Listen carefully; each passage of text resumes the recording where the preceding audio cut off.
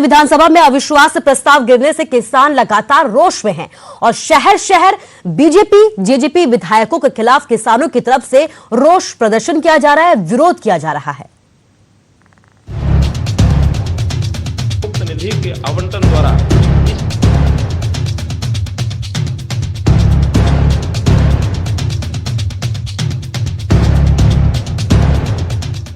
अविश्वास प्रस्ताव गिरने से हरियाणा के किसान नाराज हैं। सदन में बीजेपी, जेजेपी और निर्दलीय विधायकों ने किसानों का साथ देने की बजाय सरकार का समर्थन दिया। सरकार को समर्थन दिया और अविश्वास प्रस्ताव 32 के मुकाबले 55 वोट से गिर गया। अब किसान अविश्वास प्रस्ताव का विरोध करने वाले विधायकों का विरोध कर रहे हैं। कई गांवों में तो इन विधायकों की एंट्री तक बैन कर दी है।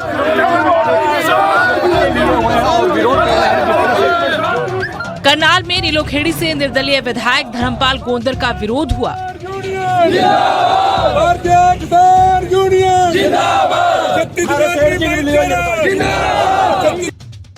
किसानों ने काले झंडे दिखाकर रोष जताया। किसानों के विरोध के कारण विधायक अपने कार्यक्रम तक में नहीं पहुंच पाए।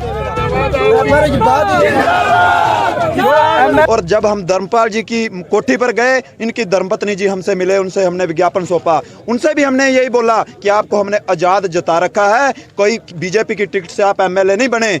ये नीलोखेड़ी की जनता ने आपको विधानसभा में भेजा है। अगर हम अब भेज सकते हैं, आगे भी आपको विधानसभा में भेजेंगे किसानों के हक में वोट करना। किन विधायकों का आप जो है इस समय बाइकआउट कर रहे हैं? जितने विधायकों ने बीजेपी के हक में वोट किया है, सभी का हम पूर्ण तौर से बाइकआउट करते हैं, पूर्ण तौर से। धर्मपाल गोंदर को बीजेपी के विरोध में वोट डाले गए थे और जनता के हक में इसको खड़े होना चाहिए था। 9 तारीख को इसको ज्ञापन भी देने गए और इन्होंने वाइफ ने आश्वासन भी दिया था कि हम आपके हक में वोट डालेंगे। और ये पहले बातें भी करते थे कि मैं किसानों के साथ हूँ, लेकिन 10 तारीख को इसका पता चल गया ये किसानों के साथ हैं या विरोध में है।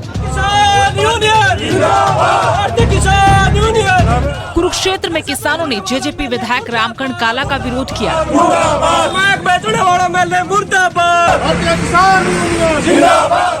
जिसके कारण विधायक अपने तय कार्यक्रम में नहीं पहुंच पाए। किसानों ने सर्किट हाउस का घेराव भी किया।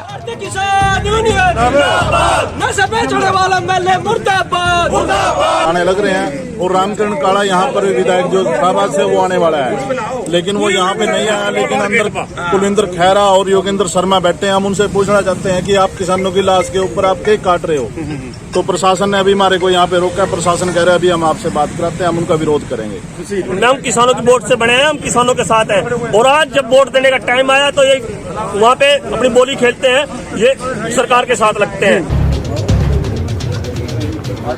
विरोध का सिलसिला ऐसा चला कि मनोहर सरकार में राज्य मंत्री संदीप सिंह को भी किसानों का गुस्सा झेलना पड़ा। शाहबाद के छपरा गांव में भारतीय किसान यूनियन के कार्यकर्ताओं ने गुरुकुल में पहुंचकर खेल राज्य मंत्री संदीप सिंह और पूर्व मंत्री कर्णदेव कंबोज का विरोध किया। संदीप जी और कंबोज जी का प्रोग्राम कल का था यहाँ, और हमारे किसानों ने हमें जानकारी दे दी कि वो एडवांस में प्रोग्राम करने आ रहे हैं। तो इसलिए किसान यूनियन के ये जो किसान हैं, ये बिना बुलावे के यहाँ इकट्ठे हो गए और इतनी भीड़ को संभालना बड़ा मुश्किल है। हमने अपने किसानों को समझाया और कर्णदेव जी ने भी हठ धर्मता छोड़ दी। भाई मैं तो छोड़ के मैदान जा रहा हूँ, अपने घर जा रहा हूँ, मैं तो बीमार आदमी हूँ, तो भाई मेरे ऊपर कृपा करो।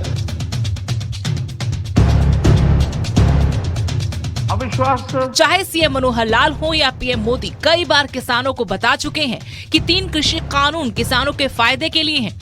बावजूद इसके किसान अपनी मांगों से पीछे हटने को तैयार नहीं। इसके विपरीत किसानों ने सरकार पर और विधायकों पर दबाव बनाने के लिए अब विरोध का नया तरीका अख्तियार कर लिया है।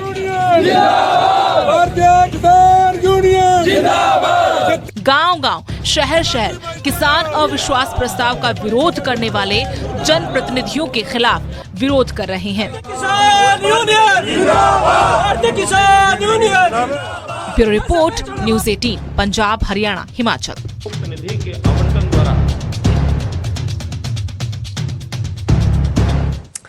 तो किसानों का विरोध लगातार जारी है। किसानों के विरोध को देखने के बाद जेजेपी विधायक रामकरण काला ने अपनी सफाई दी है, लेकिन इस बार भी उनके निशाने पर पूर्व सीएम भूपेंद्र सिंह हुड्डा ही रहे। उन्होंने आरोप लगाते हुए ये कहा है कि हुड्डा का मकसद बिल रद्द करवाना नहीं था, बल्कि अपनी सरकार बनाने के लिए पूरा ड्रामा रचना था।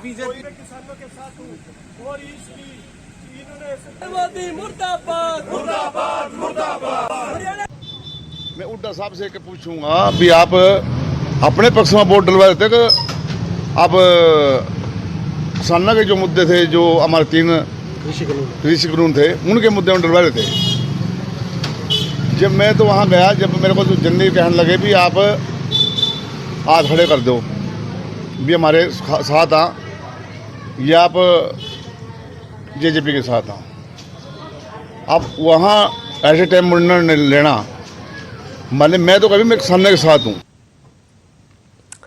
एक और बड़ी खबर आपको बताते हैं, अकाली विधायकों के खिलाफ शिकायत दर्ज की गई है। हरियाणा विधानसभा सचिवालय ने ये शिकायत दी है। इसके साथ ही शिरोमणि अकाली दल के विधायकों के खिलाफ कानूनी कार्रवाई की अपील भी की गई है। मजीठिया समेत 9 विधायकों के खिलाफ कार्रवाई की अपील की गई है। सीएम मनोहर लाल के साथ बदसलूकी के आरोप भी हैं। मनोहर लाल पर हमला करने की कोशिश का भी इन पर आरोप लगा है। अकाली विधायकों के अलावा करीब 7 और लोगों के भी नाम शामिल है। तो बदसलूकी के आरोप लगे हैं। अकाली विधायकों के खिलाफ अब शिकायत दी गई है। हरियाणा विधानसभा सचिवालय ने ये शिकायत दी है। शिरोमणि अकाली दल के विधायकों के खिलाफ कानूनी कार्रवाई की अपील की है। आपको बता दें कि मजीठिया समेत 9 विधायकों के खिलाफ ये कार्रवाई की अपील की गई है। सीएम मनोहर लाल के साथ बदसलूकी करने के भी आरोप लगे हैं इनके ऊपर, जिसके बाद पूरी कार्रवाई की अपील अकाली दल के विधायकों के खिलाफ की गई है।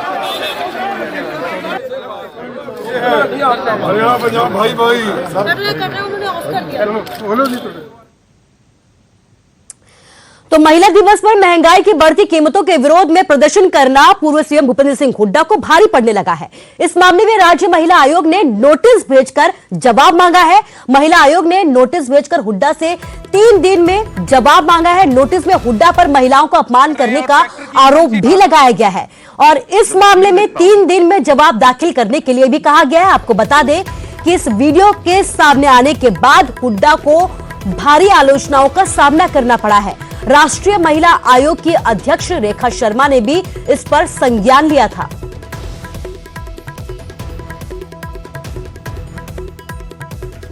21 के दिन उन्होंने हरियाणा विधानसभा के बाहर एक सुनियोजित रूप में जिस प्रकार से महिला विधायकों द्वारा और पुरुषों द्वारा एक रस्सी से ट्रैक्टर खिंचवाया और जिस ट्रैक्टर पर वो खुद विराजमान रहे, एक बहुत ही नकारात्मक कानून का उल्लंघन उन्होंने किया, जिसके तहत हरियाणा राज्य महिला आयोग ने संज्ञान लेते हुए we have written and we have taken a suo motu and written to him why action should not be taken against him under the relevant provisions of Indian penal code as well as Prevention of Sexual Harassment of Women at Workplace Act 2013 within 3 days. और चलिए अब बात हिमाचल की करते हैं। हिमाचल के cabinet मंत्री सुरेश भारद्वाज द्वारा पीएम नरेंद्र मोदी की तुलना भगवान शिव से करने पर पूरा एक विवाद छिड़ गया है, जिस पर अब सीएम जयराम ठाकुर का एक बयान सामने आया है। सीएम ने कहा है कि अपनी अपनी भावना को व्यक्त करने की बात उनकी तरफ से की गई है। भाव में जाने की जरूरत नहीं है।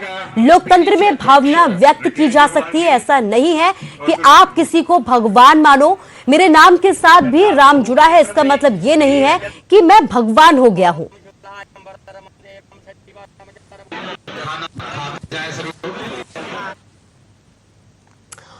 और बात हरियाणा की करते हैं। रबी सीजन की फसलों को एमएसपी पर खरीदने के लिए हरियाणा सरकार ने मंडी स्तर की सभी तैयारियों को पूरा कर लिया है।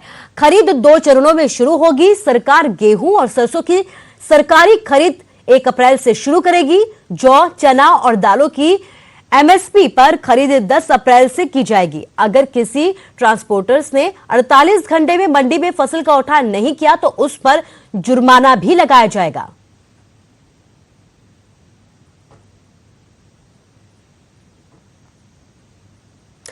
हिमाचल निर्वाचन आयोग ने शहरी निकायों के चुनावों की तारीखों का ऐलान कर दिया है। 7 अप्रैल को हिमाचल प्रदेश के अलग अलग शहरों में नगर निकायों और नगर पंचायतों के चुनाव होंगे। चुनाव आयोग ने शिमला की चिड़गांव, नेरवा, कुल्लू की आनी और निर्मंड, सोलन की कंडा घाट और ऊना की अंब नगर पंचायत, जबकि धर्मशाला, सोलन मंडी और कांगड़ा की पालमपुर नगर निगम के चुनाव की तारीखों का ऐलान कर दिया है। ये चुनावी प्रक्रिया 22 मार्च से शुरू होगी, 7 अप्रैल तक चलेगी। चुनाव लड़ने वाले उम्मीदवारों को 22 से लेकर 24 मार्च तक नामांकन दाखिल करने होंगे। 25 मार्च को नामों की छंटनी होगी। 27 मार्च को नामांकन वापस लिए जा सकेंगे। 27 मार्च को उम्मीदवारों को चुनाव चिन्ह आवंटित किए जाएंगे। 7 अप्रैल को इन तमाम जगहों में सुबह 8 बजे से लेकर शाम के 4 बजे तक मतदान होगा और इसी दिन नतीजे भी घोषित कर दिए जाएंगे।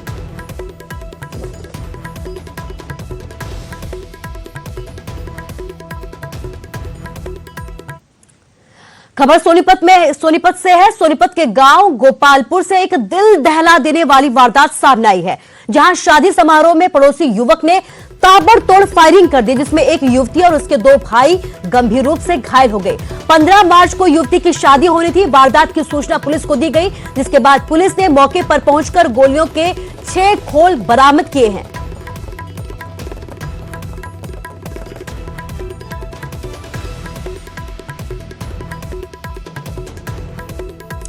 और अब खबर कुरुक्षेत्र से है। कुरुक्षेत्र के शाहबाद में मारकंडा नदी में बम मिलने से हड़कंप मच गया। ग्रामीणों ने इसकी सूचना मौके पर ही पुलिस को दी। सूचना मिलते ही पुलिस की टीम और बम निरोधक दस्ता मौके पर पहुंचा और बम को डिफ्यूज कर दिया गया। बम काफी पुराने बताए जा रहे थे, उन पर जंग लगा हुआ था। जब आसपास के इलाके में छानबीन की गई तो 3 बम और बरामद किए गए। और अभी हम बम डिस्पोजल टीम से भी संपर्क किया है, उनसे भी संपर्क करके उनको भी अभी जानकारी दे दी गई है। और कुछ स्थानीय लोगों का कहना है कि साथ में एरिया जो मारकंडा का एरिया ये अम्बाला क्षेत्र में पड़ता है, वहाँ के एसएचओ को भी हमने इंफॉर्मेशन दे दी है और जैसे भी होगी उसके अकॉर्डिंगली कार्रवाई की जाएगी। और चलिए बात करते हैं साइबर सिटी गुरुग्राम की, जहां आसमानी बिजली का कहर देखने को मिला है। हादसे की तस्वीरें सीसीटीवी में कैद हो गई, जो बेहद डराने वाली हैं।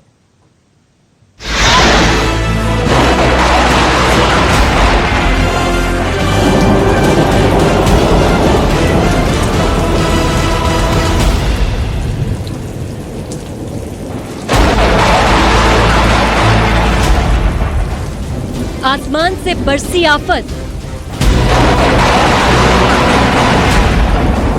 सीसीटीवी में कैद खौफनाक तस्वीर।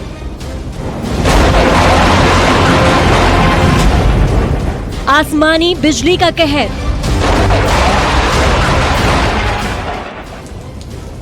सीसीटीवी में कैद ये वो खौफनाक तस्वीरें हैं जिसे देखकर आपके रोंगटे खड़े हो जाएंगे। आपसे गुजारिश है कि कमजोर दिल वाले इसे बिल्कुल ना देखें, क्योंकि ये तस्वीरें बेहद डराने वाली हैं।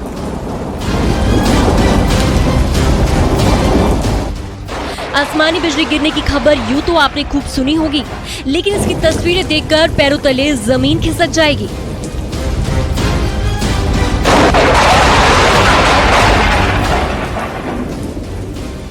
बारिश से बचने के लिए अक्सर लोगों को पेड़ के नीचे खड़े होते हुए आपने जरूर देखा होगा, लेकिन अंजाम शायद नहीं देखा होगा। एक तरफ बारिश हो रही है तो दूसरी तरफ ये 4 मजदूर बारिश से बचने के लिए एक पेड़ के नीचे खड़े हैं। एक शख्स ने तो अपने सिर को भी ढका हुआ है और इसके बाद जो हुआ वो दिल दहलाने वाला है।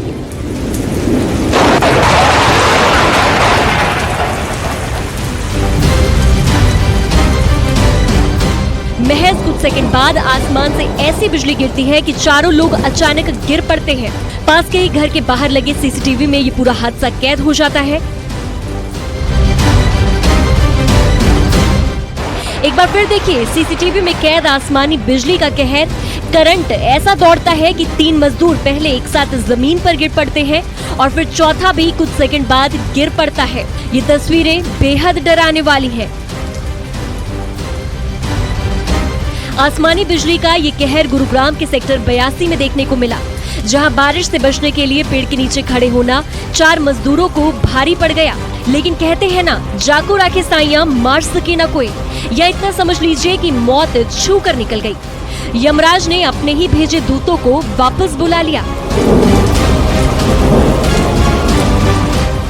बेहोशी की हालत में सभी मजदूरों को आनन फानन में अस्पताल पहुंचाया गया। फिलहाल इनकी हालत खतरे से बाहर है। आसमानी बिजली गिरने का ये वीडियो वायरल हो रहा है, जिसे देखकर हर कोई हैरान है।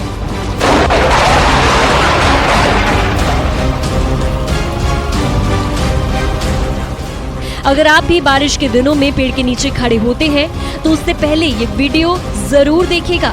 शायद आपको अंदाजा हो जाए कि ये कितना जानलेवा साबित हो सकता है। गुरुग्राम से धर्मवीर शर्मा, न्यूज़ 18। और चलिए अब आगे बढ़ते हैं, बात कोविड की करते हैं। कोविड-19 महामारी ने परस्पर निर्भरता की भावना को सुदृढ़ किया है, जिससे कि पूरा देश इस विपत्ति का एकजुट होकर मुकाबला कर सके। वैक्सीनेशन के ऐलान के बाद ये जरूरत है कि हम सभी अपना सर्वश्रेष्ठ योगदान दें, जिससे हम एक साथ इस वायरस को हराने की तरफ अपने कदमों को आगे बढ़ा सके। नेटवर्क 18 इस मुहिम में हर कदम पर आपके साथ होगा। जब तक सभी सुरक्षित नहीं होते, तब तक कोई सुरक्षित नहीं होगा। इसी सोच के आधार पर हमारे कैंपेन संजीवनी का लक्ष्य ये सुनिश्चित करना है कि वैक्सीन पाना सभी भारतीयों का अधिकार है।